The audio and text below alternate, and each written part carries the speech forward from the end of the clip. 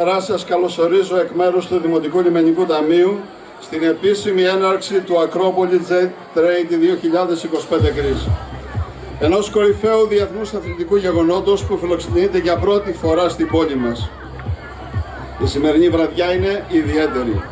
Δεν είναι μόνο η έναρξη ενός μεγάλου αγώνα, είναι η αρχή ενός καινούριου κεφαλαίου για την αμφιλοχία και την ευρύτερη περιοχή. Ένα κεφάλαιο εξωστρέφειας, συνεργασίας, ανάπτυξης και ελπίδας. Θέλω από καρδιάς να ευχαριστήσω τους αθλητές και τις αντιπροσωπείες από τις χώρες του εξωτερικού που μας τιμούν με την παρουσία και τη συμμετοχή τους. Την παρουσία σας εδώ, στον Αυρακικό κόλπο, μας γεμίζει υπερηφάνεια και ευθύνη. Ιδιαίτερες ευχαριστίες οφείλω στο Δήμαρχο Αμφιλοχίας που πίστεψε σε αυτή την ιδέα από την πρώτη στιγμή και τη στήριξε με όλες τις δυνάμεις, καθώς και σε όλο το Δημοτικό Συμβούλιο. Στην κυρία Φίλου, την Αντιδήμαρχο Τουρισμού, που έδωσε ψυχή και ενέργεια ώστε η διοργάνωση να γίνει πραγματικότητα.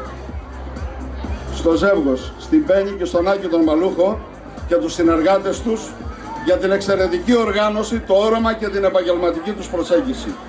Αλλά και σε όλους τους αφανείς εργάτες αυτής της διοργάνωσης, και είναι πάρα πολλοί.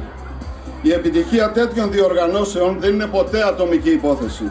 Είναι αποτέλεσμα συνεργασίας, εμπιστοσύνης και κοινής προσπάθειας. Και αυτό είναι το μεγαλύτερο κέρδος μας. Στο πλαίσιο αυτή της εξωστρεφούς προσπάθειας αξίζει να αναφερθεί και το αυξανόμενο ενδιαφέρον επενδυτών που υπάρχουν για την κατασκευή της μαρίνας στην περιοχή μας μετά την ολοκλήρωση όλων των απαραίτητων αδειοδοτήσεων από τα αρμόδια Υπουργεία. Παράλληλα, η έναρξη λειτουργίας του υδατοδρομίου ανοίγει νέες προοπτικές σύνδεσης, ανάπτυξης και επισκεψιμότητας στην Αμφιλοχία. Όλα αυτά γίνονται πραγματικότητα με τις συνέργειες δημοτών, επαγγελματιών και της Δημοτικής Αρχής που συμπορεύονται σε ένα κοινό όραμα. Είναι αυτό το πνεύμα συνεργασίας που αποτελεί τον πυρήνα της προσπάθειάς μας. Κυρίες και κύριοι, η Αμφιλοχία μπορεί. Ο τόπος μας έχει όλα τα συγκριτικά πλεονεκτήματα.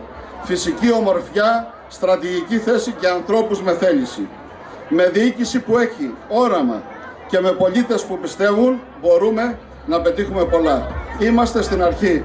Το μπορούμε να κάνουμε την Αμφιλοχία προορισμό. Σας ευχαριστώ.